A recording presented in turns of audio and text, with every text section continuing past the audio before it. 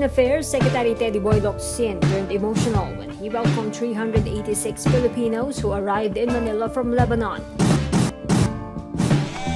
They came home via a chartered flight organized by the Philippine government. Welcome home. President Duterte welcomes you home.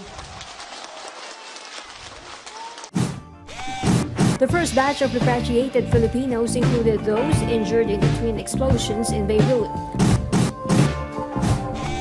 The chartered flight also carried 8 remains of Filipinos, 4 of whom were killed in the August 4 blast.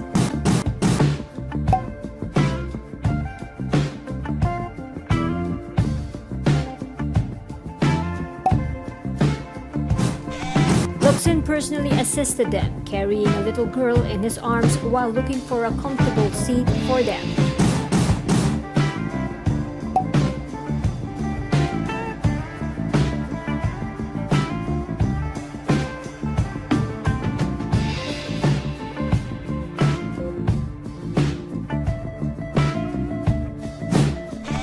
The encounter made Locsin teary-eyed as he delivered his welcome message.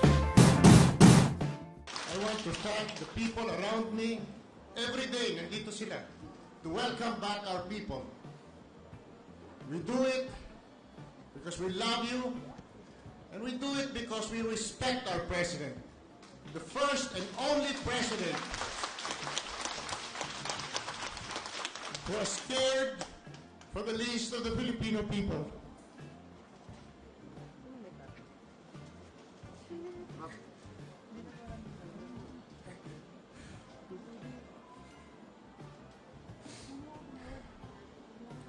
Thank you for the honor of serving you. Thank you.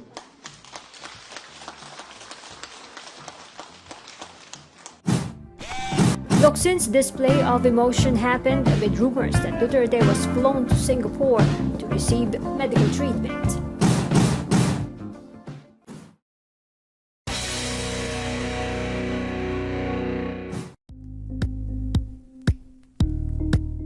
Thank you for watching Politico TV. Please like and subscribe to our channel for more videos.